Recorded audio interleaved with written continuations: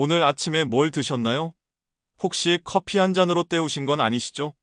저는 요즘 아침마다 사과 한 조각을 꼭 먹는데 사실 몇 달 전까지만 해도 그런 습관이 없었어요. 그런데 지난해 겨울 제가 속이 계속 더부룩하고 변비 때문에 고생을 했거든요. 나이가 들면서 소화가 예전 같지 않다는 걸 느꼈죠. 병원에 가서 검사를 받았는데 다행히 큰 문제는 없었어요. 하지만 의사 선생님이 하신 말씀이 지금도 기억에 남습니다.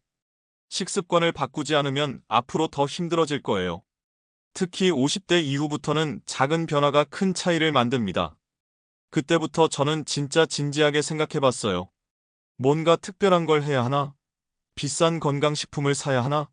아니면 운동을 더 해야 하나? 그런데 알고 보니 답은 의외로 가까운 곳에 있었어요.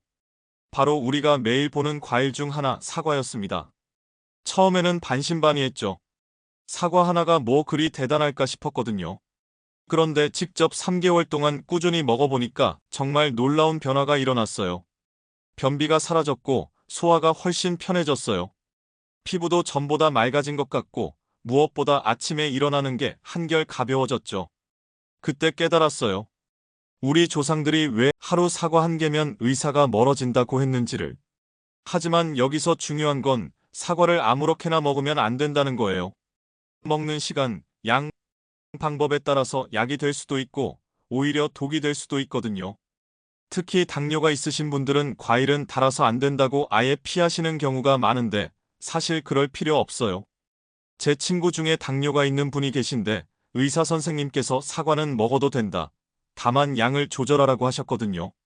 그분이 실제로 혈당을 재보면서 실험을 해봤는데 중간 크기 사과의 3분의 1 정도, 그러니까 백지 정도를 먹으면 혈당이 크게 오르지 않더라고요. 오히려 사과 속 식이섬유가 다른 음식의 당분 흡수를 천천히 해주는 효과가 있어서 도움이 됐다고 해요. 그런데 여기서 주의할 점이 있어요. 절대로 사과를 갈아서 주스로 만들어 드시면 안 됩니다. 왜냐하면 믹서기에 갈아버리면 식이섬유가 파괴되거든요. 그러면 사과 속 당분이 빠르게 흡수돼서 혈당을 확 높여버려요. 실제로 제가 혈당 측정기를 빌려서 테스트해봤는데 사과 하나를 그냥 먹었을 때와 갈아서 먹었을 때 혈당 변화가 완전히 달랐어요. 그냥 먹으면 천천히 올라가다가 금방 내려가는데 갈아서 먹으면 확 올라가서 한동안 높은 상태를 유지하더라고요. 그래서 당뇨가 있으신 분들은 꼭 기억하세요. 사과는 껍질째 그대로 씹어서 드시되 양은 백지 정도만. 그리고 하루 전체 탄수화물 섭취량도 함께 고려하셔야 해요. 이제 많은 분들이 궁금해하시는 이야기를 해볼게요. 아침 사과는 금이고 저녁 사과는 독이다라는 말 한 번쯤 들어보셨을 거예요. 이게 정말 사실일까요? 이 영상을 끝까지 보신다면 여러분은 사과를 어떻게, 언제, 얼마나 먹는 게 가장 현명한지 정확히 아실 수 있게 됩니다. 이 영상이 도움이 되신다면 구독과 좋아요, 그리고 알림 설정도 꼭 부탁드려요. 여러분의 관심이 더 좋은 건강 정보를 만드는 힘이 됩니다. 결론부터 말하면 완전히 틀린 말은 아니지만 좀 더 정확히 이해할 필요가 있어요. 우선 왜 아침 사과가 좋은지부터 설명해 드릴게요. 밤새 공복 상태였던 우리 몸에 사과의 자연 당분이 에너지를 공급해 주거든요. 그리고 사과 속 식이섬유가 장 운동을 자극해서 하루 종일 소화가 잘 되도록 도와줘요. 특히 사과 속 펙틴이라는 성분은 장 속 유익한 세균을 늘려주고 유해한 물질들을 몸 밖으로 배출시켜주는 역할을 해요. 그래서 아침에 먹으면 하루 종일 이런 효과가 지속되는 거죠. 반면에 저녁 사과가 왜 문제가 될 수 있는지도 이해해야 해요. 밤에는 우리 몸의 대사 활동이 줄어들잖아요. 이때 사과를 먹으면 소화가 잘 안 되고 위산 분비가 늘어나서 속이 불편할 수 있어요. 특히 위가 약한 분들은 밤에 사과를 먹으면 위산 역류나 속 쓰림을 경험할 수 있어요. 그래서 독이다라는 표현이 나온 거죠. 하지만 모든 사람이 다 그런 건 아니에요. 소화 기능이 좋으신 분들은 저녁 8시 전에 사과를 드셔도 별 문제 없어요. 중요한 건 자신의 몸 상태를 잘 아는 거예요. 실제로 제가 아는 한 할머니는 80세가 넘으셨는데도 저녁에 사과를 드시고 계세요. 그분은 위장이 건강하시고 소화가 잘 되시거든요. 반면에 제 어머니는 위가 약하셔서 오후 6시 이후에는 사과를 안 드세요. 그러니까 중요한 건 자신의 몸에 맞는 시간을 찾는 거예요. 처음에는 아침에 먹어보시고 문제 없으면 점심 후에도 드셔보세요. 그리고 저녁에 드실 때는 소량만, 그리고 잠들기 최소 3시간 전에 드시는 게 좋아요. 자, 이제 사과의 놀라운 효능들을 하나씩 자세히 알아볼까요? 먼저 변비 해결 효과부터 이야기해 볼게요. 사과 속 팩틴은 물에 닿으면 젤리처럼 변하는 성질이 있어요.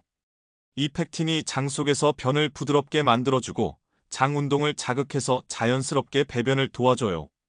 제가 사과를 꾸준히 먹기 시작한 후 가장 먼저 느낀 변화가 바로 이거였어요. 전에는 3일에서 4일에 한 번씩 화장실을 가거나 가더라도 시원하지 않았는데 사과를 먹기 시작한 후로는 매일 규칙적으로 변을 보게 됐어요. 그런데 더 놀라운 건 변비가 해결되니까 다른 부분도 좋아졌다는 거예요. 피부가 맑아지고 입냄새도 줄어들고 전체적으로 몸이 가벼워진 느낌이 들더라고요. 두 번째로 혈압 조절 효과가 있어요. 사과 속 칼륨이 나트륨을 배출시켜주거든요. 우리가 짜게 먹으면 혈압이 올라가잖아요. 그때 칼륨이 나트륨을 몸 밖으로 내보내서 혈압을 낮춰주는 거예요. 제 지인 중에 고혈압이 있는 분이 계신데 의사 선생님이 약물 치료와 함께 식단 조절을 해야 한다고 하셨어요. 그래서 매일 아침 사과를 드셨는데 3개월 후에 혈압이 많이 안정됐다고 하더라고요. 물론 사과만으로 혈압이 완전히 조절되는 건 아니에요. 하지만 꾸준히 먹으면 분명 도움이 돼요. 세 번째는 콜레스테롤 수치 개선이에요. 사과 껍질에 있는 폴리페놀과 플라보노이드 같은 성분들이 나쁜 콜레스테롤을 줄이고 좋은 콜레스테롤을 늘려줘요. 특히 사과 껍질에 이런 좋은 성분이 많이 들어있어서 껍질째 먹는 게 중요해요. 많은 분들이 껍질을 깎고 드시는데 그러면 가장 좋은 부분을 버리는 거나 마찬가지예요.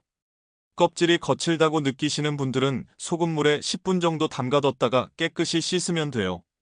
그러면 껍질도 부드러워지고 농약 잔여물도 제거할 수 있어요. 네 번째는 혈당 관리 효과예요.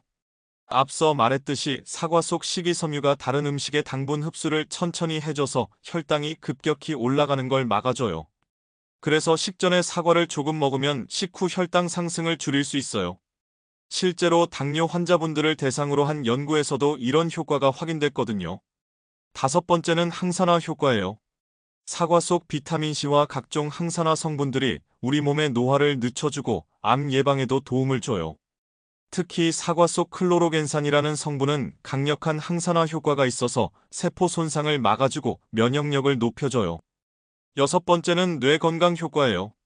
사과 속 케르세틴이라는 성분이 뇌세포를 보호하고 기억력 개선에 도움을 준다는 연구 결과가 있어요. 나이가 들면서 깜빡깜빡하는 일이 많아지잖아요. 물론 사과만으로 치매를 예방할 수는 없지만 꾸준히 먹으면 뇌 건강 유지에 도움이 될 거예요. 일곱 번째는 다이어트 효과예요. 사과는 칼로리가 낮으면서도 포만감을 주거든요. 중간 크기 사과 하나가 대략 80에서 100칼로리 정도예요. 그런데 식이섬유가 많아서 오랫동안 포만감을 유지시켜줘요. 간식으로 과자나 빵 대신 사과를 드시면 칼로리는 줄이면서도 영양소는 충분히 섭취할 수 있어요. 여덟 번째는 피부 건강 효과예요. 사과 속 비타민C가 콜라겐 생성을 도와주고 항산화 성분들이 피부 노화를 늦춰줘요. 제가 사과를 꾸준히 먹기 시작한 후에 주변 사람들이 피부가 좋아졌다고 말하는 걸 들었어요. 물론 다른 요인들도 있겠지만 사과의 효과도 있었을 거라고 생각해요. 마지막으로 스트레스 해소 효과예요. 사과 속 향기 성분들이 심리적 안정감을 주고 씹는 행위 자체가 스트레스를 줄여준다고 해요.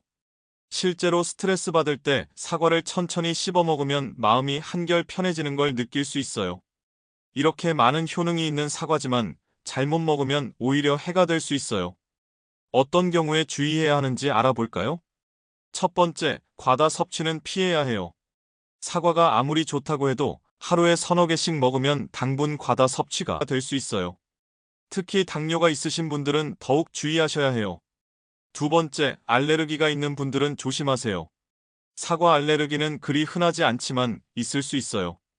입술이나 혀가 따끔거리거나 목이 간질간질하다면 사과 알레르기일 수 있어요.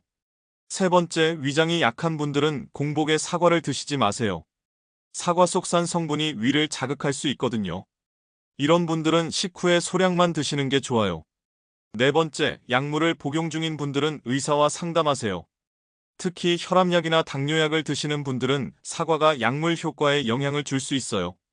5번째, 농약이 걱정되시는 분들은 유기농 사과를 선택하거나 일반 사과라면 깨끗이 씻어서 드세요. 그렇다면 사과를 어떻게 먹는 게 가장 좋을까요? 가장 좋은 방법은 껍질째 그대로 먹는 거예요. 앞서 말했듯이 껍질에 좋은 성분이 많이 들어있거든요. 시간은 아침이 가장 좋아요.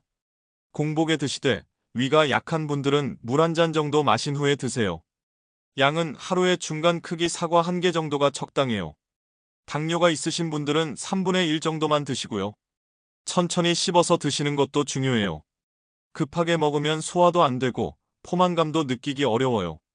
가능하면 다른 과일과 함께 드시지 마세요. 사과 하나만으로도 충분한 영양소를 섭취할 수 있어요. 그리고 사과를 고를 때는 어떤 걸 선택해야 할까요? 색깔이 선명하고 표면이 매끄러운 것을 고르세요. 흠집이 있거나 물러진 부분이 있는 건 피하시고요. 손으로 눌러봤을 때 단단한 느낌이 드는 게 좋아요. 그리고 꼭지 부분이 마르지 않은 것을 선택하세요. 보관할 때는 냉장고에 넣어두시되 비닐봉지에 구멍을 뚫어서 보관하면 더 오래 신선함을 유지할 수 있어요. 이제 마지막으로 여러분께 당부하고 싶은 말씀이 있어요. 건강은 하루아침에 만들어지지 않아요. 작은 습관의 변화가 쌓여서 큰 차이를 만들어내는 거예요. 사과 하나가 당장 병을 고치지는 못하지만 꾸준히 먹으면 분명 건강에 도움이 될 거예요. 저도 처음에는 사과 하나가 뭘 바꿀까라고 생각했어요. 하지만 3개월, 6개월이 지나면서 몸의 변화를 느꼈고 지금은 사과 없는 아침을 상상할 수 없어요. 특히 나이가 들수록 우리 몸은 작은 변화에도 민감하게 반응해요. 젊을 때는 무리해도 금방 회복됐지만 이제는 그렇지 않잖아요. 그렇다고 해서 비싼 건강식품을 사거나 복잡한 운동을 할 필요는 없어요. 사과 하나 매일 아침 한 조각씩 드시는 것만으로도 충분히 건강을 지킬 수 있어요. 물론 사과만으로 모든 걸 해결할 수는 없어요. 균형 잡힌 식사, 적절한 운동, 충분한 수면, 스트레스 관리 등이 함께 이루어져야 해요. 하지만 그 모든 것의 시작점이 바로 이런 작은 습관의 변화예요. 오늘부터 사과 하나로 시작해보세요. 그리고 몇 개월 후에 여러분의 몸이 어떻게 변했는지 느껴보세요. 분명 놀라운 변화를 경험하실 거예요. 건강은 우리가 매일 하는 선택의 결과라는 걸 깨닫게 되실 거고요. 여러분의 건강한 하루하루가 모여서 건강한 인생을 만들어갈 거예요. 사과 하나 작은 시작이지만 큰 변화의 첫걸음이 될 거라고 확신해요.